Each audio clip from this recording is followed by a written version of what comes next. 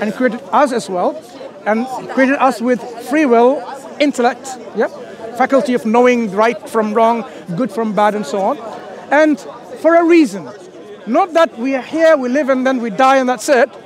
But purpose of our life is to then continue a life forever, either in a place of happiness and joy and bliss and tranquility we call paradise. I'm coming back. I'm going to link bone cancer with this question. It's important to understand. I haven't forgotten what you said. So, or we go to a place of eternal suffering and pain and misery and so on and so forth, right? Because of free will. Free will entails that some people will exercise it responsibly, wisely and justly and fairly, and other people will not. So they need to be accounted for, and their accountability will be in a punishment, and those who are good, they will be rewarded with good. So, where does all this come in terms of bone cancer, malaria, tsunami, and earthquakes, and the things that you can bring in this question? It's all about God is saying, look, this life is actually a test. And within that test, you have to demonstrate to yourself whether you are worthy and deserving to go to those two places. And for this test, to make it into a real test, there will be some loss of life and wealth and properties and so on and so forth, in which God will test us. God will test us even with, for example, laws and regulation to see whether are you really a believer and submitted to Him. For example, Muslim men cannot wear gold or wear silk. Now, people like people. In fact, some people like gold and silk and so on and so forth. But Muslim men are prohibited from it. So this is a layer of test in which are you really going to submit to the God and saying, okay, God, you have created me, given me life, and given me certain purpose in this life, and said, these are the do's and don'ts, and if you fulfill these do's and don'ts, then this is the reward or punishment system awaits you. So part of this is this challenges in life in which we are said, don't do this. As you said, don't drink alcohol, for example. And in fact, just to come back on the side point, I'll come back to bone cancer. Remind me if I forget, right, please, yeah? Please remind me if I forget about bone cancer. About alcohol, when God prohibits us from something, it's actually good for us. God, out of all dietary stuff, what we can eat and drink, He only prohibits only a few things. All the rest of the things are okay. Okay, you can have it. Few things He prohibits, and it tells us things which were not good for us, not pure, not good for us, He prohibited from. For example, alcohol, the chemical poison that we're supposed to drink, ethanol. Yeah. What it does, it actually impairs your judgment. And if I want to give some statistics from UK, the most of the domestic violence happens under the influence of alcohol. The people, I work in a hospital, so now you realize why I'm talking about these statistics. In A&E, domestic violence, people come because they're under the influence of alcohol. Yeah. So alcohol has a lot of problem causing. It might give you certain immediate pleasure, doesn't it? Alcohol you drink, it makes you, and it gives you something like, because you forget about it, because of what's happened, that it does. Islam tells us, look, the reason why some things are prohibited from it, of course, ultimately it's not good for you, even though there might be some goodness in it. But the ultimate good and bad, when you outweigh them, the evil, the bad, outweighs the good. So God says, not good for you. There are lots of Coming back to there are lots of other things that are forbidden that I would argue are not. Give me an example, then we can talk about it. But we're not talking about bone cancer, but give us examples. What's the issue with pork? Sure. So, Like dogs being... where'd you get it? no. It's not about. Some of the sweetest animals. It's not about. Do you eat worms? Huh? Worms. I mean, Some people do. it was fried up. Maybe Okay. Service to me, Okay. I'd give it a go. But you don't normally. You haven't been into. What about cockroaches? I've eaten insects in Thailand. They were not tasty. Yeah. Do you eat cockroaches? Right. So there are certain things people themselves have restricted, depending on. I don't tell anyone they shouldn't be allowed to eat cockroaches. That's very different. Saying I know. wouldn't and saying somebody else is forbidden. No, fair enough. I don't agree with No, feeding no, other that's fair enough. But what I'm saying is, our Creator, who created us, knows us better than we know ourselves. So He told us there are things that you should avoid, like eating, out of these few reasons, blood, dead animals. Yeah. So animals that has claws and so on and so forth, right? And of course that includes pork, pig or pork, whatever you call it. So you can see Claws. animals that has claws. cloven hoof. Yeah. So Cows have a cloven hoof. no, they don't have claws. Oh, you haven't seen a cow? I mean, I know that they have a full hoof, and I guess what is it? The split? Is it the split that you have in a pig? Yeah, he's talking versus about- No. Pig is not because of claws. I am saying the categories that the Creator's given us prohibitions of. They seem kind of. Can we talk about this one? Jews, they don't eat prawns and shellfish. Sure. So let's talk about this. Why the Shia Look. Muslim don't eat rabbits? Fair enough. It does seem a little bit like Yeah. this animal. That's it. You know what I mean? Like- Yeah. I will answer if you are listening. Yeah. So the dietary prohibition comes from the all-wise God who knows what is better for us and what's not. So the Okay. rabbit is not good. I'm not going to be able to answer if you are not able to listen. Yeah, but the Jews received. Do you know what you're doing? From God. My friend, do you know what you're doing? Sorry. No. Don't say sorry and keep on talking. And the Torah was revealed by God according to the Jews. I think this man has let really finish his point. What I I'm- think he has a fair point. what though, I'm because he's saying the is- same thing just from a different angle. No. What's the What difference? I'm saying, I'm about to answer his questions, and he needs to listen. Like you are listening, like a real gentleman and a real lady. We only got a few more minutes. I know you do. We haven't got all times, neither have I, right? So, dietary restrictions are given for a reason, some of which the wisdom we may know and may be provided, other may not be provided, for example. So if our Creator doesn't provide a reason, we know in general that there is a good reason for it.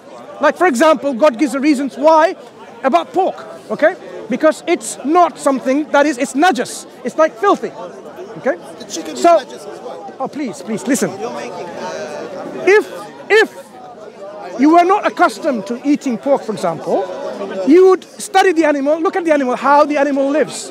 It lives in almost like in sewages, and the way it eats and feeds on all the sewages and eats the feces and so on. No, it eats its own feces and so on.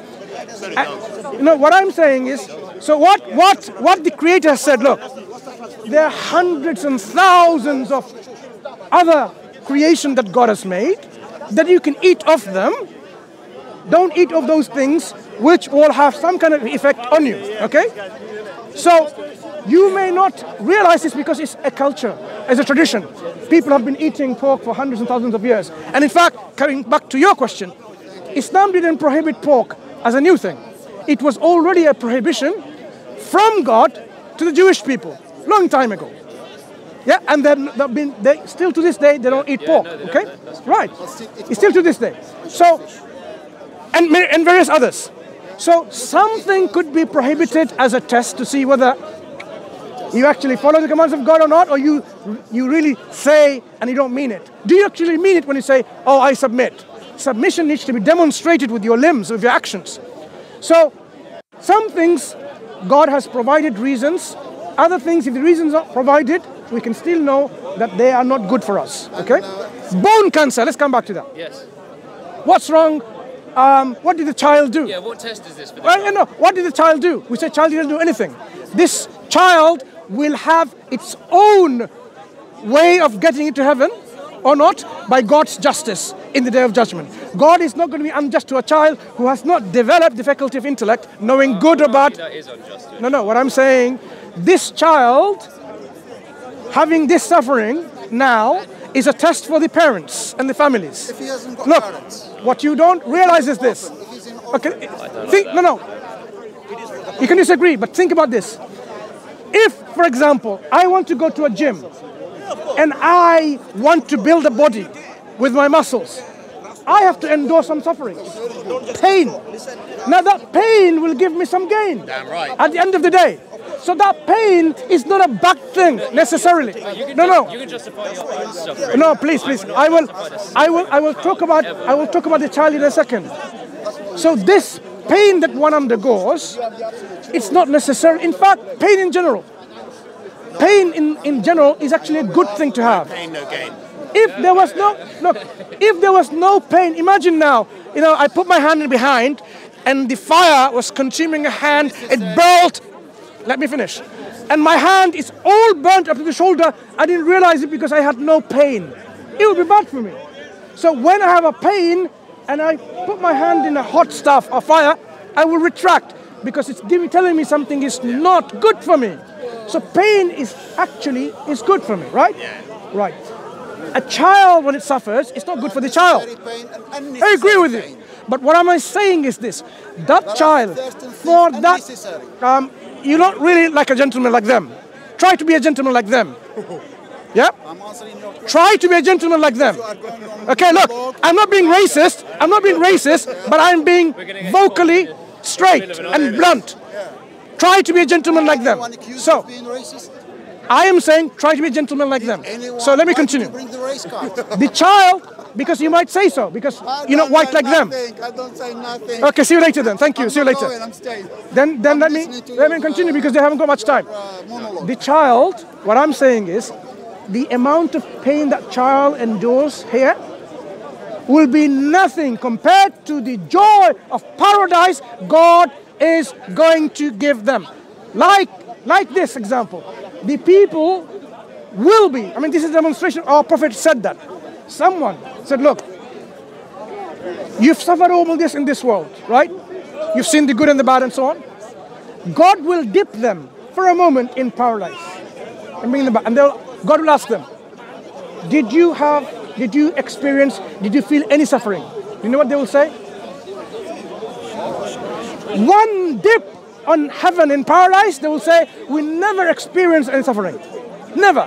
Because that's the intensity and the quality of happiness, joy and bliss that awaits in heaven.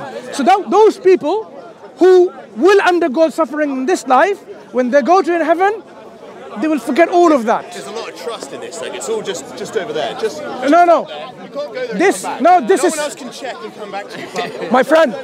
It's all going to be sweet. Don't worry. No. Let's go there. No, my friend. This is I'll come back and drop you a this. No. What I'm saying is, this is what we believe in the justice of God. But in terms of why we believe is where the evidence comes in. You can't just believe because this guy in Speaker's Corner who talked about, in the conversation about your grandfather suddenly says believe in it. You can't believe in like that. You have to believe based on what makes sense to you and what evidence is satisfactory to you.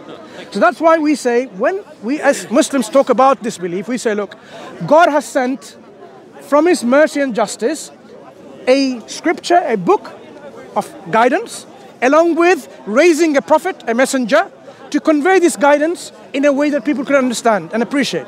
So last prophet, being the last prophet and messenger, his name is Muhammad, upon him be peace, sallallahu alayhi wa sallam, and he brought the Quran.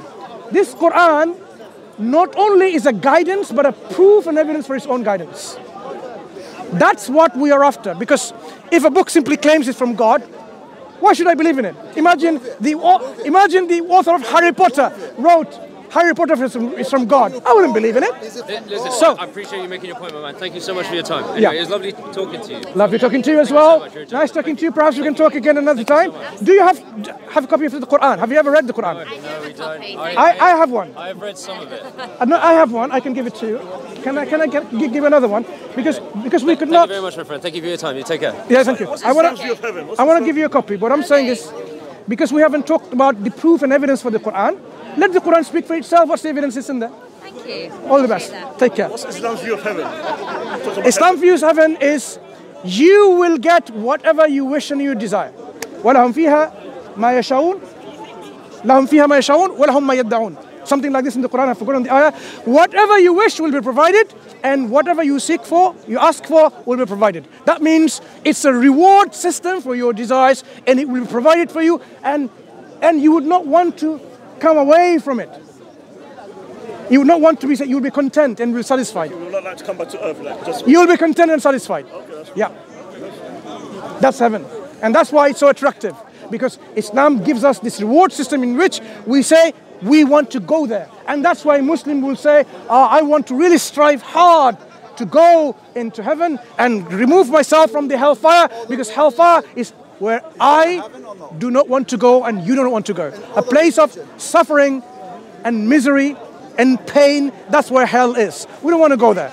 You know, who will go